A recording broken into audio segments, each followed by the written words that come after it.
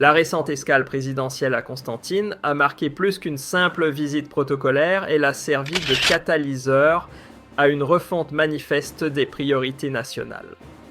Derrière les discours soigneusement calibrés se cache une mutation profonde du cap économique du pays. L'ère de la rente pétrolière hégémonique semble tirer sa révérence, laissant place à un projet ambitieux hisser l'Algérie vers une économie innovante, plurielle et ancrée dans la valorisation intelligente de ses ressources souterraines. Symbole de cette ambition renouvelée, le gisement de Gara Djebileh, longtemps en sommeil, revient au centre du jeu, non plus comme un rêve lointain, mais comme un levier stratégique apte à redessiner le paysage industriel et minier national. Ce qui rend cette étape si particulière, c'est qu'on a enfin quitté le terrain vague des promesses et des grandes envolées verbales pour entrer dans le concret. Les mots ont cédé la place aux actes et les plans flous se sont cristallisés en directives précises. Au cœur de cette dynamique, une annonce claire du chef de l'État décidé et sans détour, l'exploitation locale du fer démarrera dès le début 2026. Ce cap s'inscrit dans une démarche globale mêlant expansion des infrastructures, renaissance de l'industrie lourde, renforcement du pilier économique national et allègement d'une dépendance coûteuse à l'importation de fer, qui pendant des décennies a grevé les finances du pays comme une plaie jamais refermée. La venue du président à Constantine n'a rien d'un simple déplacement de routine. Elle s'insère dans une série de tournées soutenues à travers le pays, illustrant la détermination des autorités à superviser directement l'avancement des chantiers majeurs. L'objectif est clair, vérifier l'allure des travaux, rectifier les lenteurs et pousser des secteurs entiers à honorer les échéances fixées sans tolérer le moindre prétexte. Cette pression constructive a finalement débloqué de vieux dossiers restés figés pendant des années, qu'il s'agisse du logement, des transports, de l'industrie ou des infrastructures essentielles, leur permettant d'avancer avec une assurance retrouvée. À chaque arrêt, les propos du président Tebboune résonnaient avec la même intensité. Fini le temps des déclarations sans lendemain, place désormais à une ère d'action, de responsabilité et de rattrapage territorial. Il s'agissait d'un cap affirmé porter la croissance jusque dans les zones les plus reculées, là où le développement semblait toujours en attente, et restaurer une forme de justice géographique longtemps négligée. C'est dans ce climat d'effervescence nationale que la visite présidentielle s'inscrit au moment même où le sud algérien connaît une accélération sans précédent.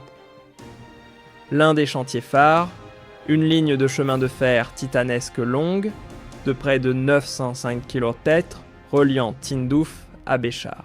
Bien plus qu'un simple tracé de rail, cette artère logistique est en passe de devenir le fil conducteur du transport du fer brut, depuis Gara Djebileh jusqu'aux aciéries d'Oran et à d'autres bastions industriels.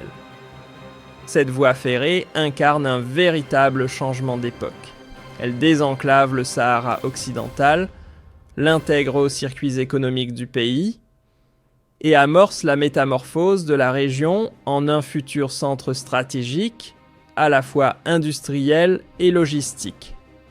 D'après les rapports techniques, les rails serpentent à travers des zones stratégiques, comme El Aguira ou encore El Abadla, où les bulldozers ne chôment pas. Sur des portions variant de 100 à 440 km, les travaux avancent à vive allure, avec une ambition bien définie que la toute première cargaison de fer prenne la route vers le complexe Toziali, à Oran, avant le lever de rideau de 2026. Le tout sous l'œil vigilant du président qui ne laisse place à aucun écart sur le calendrier. Un tel revirement aurait été impensable sans tourner définitivement la page d'une époque où les grands projets, surtout ceux liés aux mines, étaient sabotés avec une régularité presque méthodique. Pendant plus de 50 ans, Gara Djebileh est resté en sommeil prisonnier de jeux d'intérêts obscurs, manipulés par des groupes économiques internes comme étrangers, peu enclins à voir l'Algérie forger sa propre autonomie sidérurgique. À cela s'ajoutaient les remous politiques et les secousses sécuritaires, autant d'obstacles qui ont figé le potentiel national dans l'attente. Après plus de 50 années d'attente, de silence administratif et de promesses non tenues, le projet entre enfin dans le vif du sujet, l'exploitation locale devient une réalité. Et avec elle s'ouvre un nouveau chapitre pour le sud algérien. Des wilayas comme Tindouf Béchar ou encore Nahama se préparent à accueillir leurs premières unités de transformation. Des usines qui ne se contenteront pas de produire, mais qui façonneront une nouvelle matrice industrielle pour la région, tout en injectant des milliers d'emplois directs ou non dans un tissu économique qui ne demandait qu'à s'élargir au-delà du littoral. Avec plus de 3,5 milliards de tonnes estimées dans ses entrailles, le gisement de Garage et Billette n'est pas juste impressionnant, il tutoie les sommets mondiaux. Cette mine pourrait alimenter non seulement les besoins nationaux pour des générations, mais aussi faire de l'Algérie un fournisseur incontournable sur le marché africain du fer et de l'acier. D'autant plus que le lancement de la zone de libre-échange continentale africaine vient repositionner le pays comme un acteur stratégique capable de livrer routes, ponts, rails et structures essentielles à un continent en pleine construction. Dans ce climat de reconstruction, tous azimuts, la visite du président Tebboune à Constantine a agi comme un catalyseur de confiance. En arpentant les chantiers de logements d'hôpitaux et de routes, il a martelé un message, sans détour, le temps des lenteurs administratives et des retards chroniques est terminé. Désormais, chaque minute compte, chaque échéance doit être respectée. Égard à ceux qui tenteraient de freiner la cadence, ils devront répondre de leurs actes. Le bricolage institutionnel appartient au passé. Place à la rigueur, à l'efficacité et à la responsabilisation des décideurs. Mais cette visite ne s'est pas limitée à des promesses sur les chantiers. Elle a aussi été le théâtre de décisions structurantes, élargir les lignes de transport urbain, moderniser les équipements hospitaliers et muscler les capacités de l'université de Constantine. Autant de leviers essentiels pour améliorer le quotidien des habitants et qui viennent compléter les méga-projets industriels en gestation dans le sud. Car construire un pays fort, c'est aussi investir dans ce qui touche directement la vie de ses citoyens. Alors que le Nord avance à grands pas sur le front du logement et des infrastructures urbaines, c'est bien au Sud que se joue la partie la plus spectaculaire du développement économique algérien depuis l'indépendance. Dans les wilayas de Tindouf Béchar et Nahama, un gigantesque coup d'accélérateur est en cours. Au-delà des rails de la ligne ferroviaire, on assiste à la montée en puissance de chantiers industriels majeurs, édification d'usines de transformation, installation d'équipements d'extraction dernier cri et mise en place de tout un réseau logistique pour faire remonter le minerai vers les grands centres du Nord. Le désert se métamorphose et ce, à vue d'œil. Mais ce boom industriel ne saurait exister sans une base solide. C'est pourquoi des travaux sont déjà en cours pour densifier les réseaux d'eau et d'électricité autour du gisement. Objectif : offrir un écosystème industriel complet, capable de séduire aussi bien les investisseurs locaux que les grands groupes étrangers. Cette montée en puissance pave la voie à une nouvelle ère pour les industries lourdes algériennes, avec un focus particulier sur la sidérurgie portée par l'expansion fulgurante du complexe Tosiali, désormais acteur incontournable en Afrique du Nord.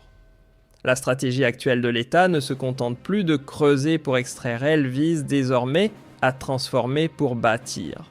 Ce n'est plus une simple affaire d'exploiter les ressources naturelles, mais de leur donner de la valeur ici même en Algérie. L'idée est claire, passer du statut de fournisseur de matières premières à celui de fabricant de produits finis, capable de tenir tête sur les marchés mondiaux. Ce changement de cap se lit dans les récentes orientations présidentielles, construire plus d'usines, moderniser l'existant booster, la recherche appliquée dans les filières minières et métallurgiques, et nouer des alliances technologiques à l'international pour importer non pas des machines, mais du savoir-faire. La visite à Constantine n'avait rien d'une tournée d'inspection passive. Elle a illustré un engagement fort, celui du président à garder un œil attentif sur chaque chantier stratégique. Mais surtout, son message majeur était sans détour: les Algériens doivent voir sentir vivre les changements promis. Pas dans les discours, mais dans leur quotidien, dans un logement digne, un bus à l'heure, un hôpital équipé, un emploi stable. Car l'enjeu, ce n'est pas seulement de construire une économie robuste, mais de faire en sorte qu'elle améliore réellement la vie de tous, du nord au sud, des villes aux zones rurales. Selon le président, le succès de cette étape cruciale repose sur 3 piliers indissociables. Garantir une répartition équitable du développement sur l'ensemble du territoire, offrir de vraies perspectives aux jeunes par la création d'emplois durables, et dynamiser l'investissement de proximité, notamment dans les zones dotées de ressources naturelles stratégiques.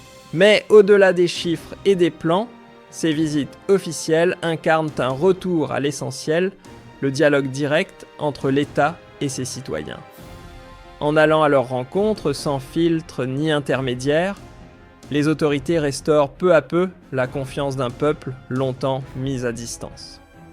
Et cette proximité nouvelle illustre les mutations profondes initiées depuis 2019, redressement institutionnel offensif, contre la corruption, rapatriement des capitaux, volet et modernisation de la machine administrative. Un virage qui marque la fin de l'immobilisme et l'entrée dans une ère de concrétisation. La métamorphose engagée ne se cantonne pas aux seules galeries minières. Elle s'étend bien au-delà, touchant l'agriculture, la santé pharmaceutique, les énergies vertes et le numérique. L'Algérie déploie un plan d'ensemble visant à réduire sa vulnérabilité dans les domaines clés de l'alimentation, des médicaments et des technologies. Objectif: renforcer la production locale, gagner en autonomie et mieux encaisser les secousses des crises mondiales. Pour accompagner cette ambition, des réformes juridiques profondes ont été engagées, touchant l'investissement, les hydrocarbures et les PME, avec pour but de rendre l'environnement économique plus attractif, plus stable et tourné vers l'avenir. À l'horizon 2026, date qui s'annonce comme un tournant majeur pour l'économie nationale, tous les projecteurs sont braqués sur le sud. Là-bas, une industrie toute neuve centrée sur le fer et l'acier voit le jour et propulse l'Algérie au rang de futur acteur clé sur l'échiquier africain. Ce réveil industriel s'accompagne d'un renforcement du poids géopolitique du pays, porté par des infrastructures en pleine expansion et des corridors commerciaux stratégiques vers l'Afrique subsaharienne, à commencer par la route transsaharienne, bientôt rejointe par de nouvelles lignes ferroviaires en direction de la Mauritanie et du Niger. Derrière chaque chantier, chaque réforme se dessine une volonté ferme, celle de construire une économie robuste, capable de tenir tête aux secousses de la planète. Car les leçons des dernières années, entre la pandémie mondiale, la guerre en Ukraine et les turbulences sur les marchés énergétiques et alimentaires, ont été claires: la résilience passe par la diversification. L'Algérie, longtemps prisonnière de sa dépendance aux hydrocarbures, amorce aujourd'hui une vraie mue économique pour retrouver le contrôle de son destin financier et affirmer pleinement sa souveraineté. La visite à Constantine a une fois de plus mis en lumière la posture directe du président, suivre les projets de près de ses propres yeux pour s'assurer qu'ils avancent réellement.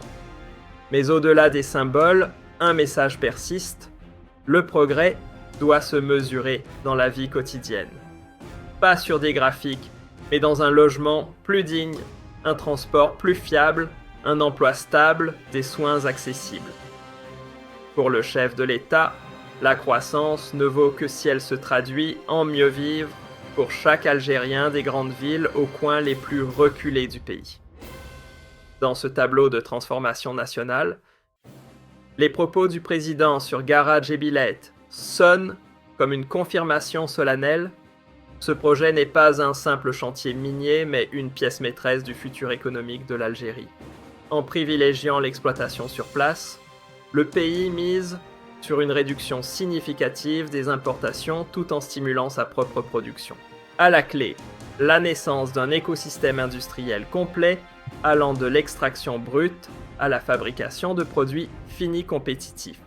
Une révolution silencieuse mais déterminante qui promet de refaçonner durablement l'économie, d'attirer les capitaux, de former une main-d'œuvre qualifiée et de doper les capacités productives nationales. Mais au-delà des chiffres et des ambitions industrielles, c'est tout un impact social qui se dessine. Dans les wilayas du sud, où le chômage pèse lourdement sur la jeunesse, ce projet apparaît comme une bouffée d'oxygène. Des milliers d'emplois à la clé et surtout un nouvel horizon. Grâce aux rails reliant le nord et le sud, ces régions longtemps tenues à l'écart de la dynamique économique pourront enfin s'y intégrer pleinement.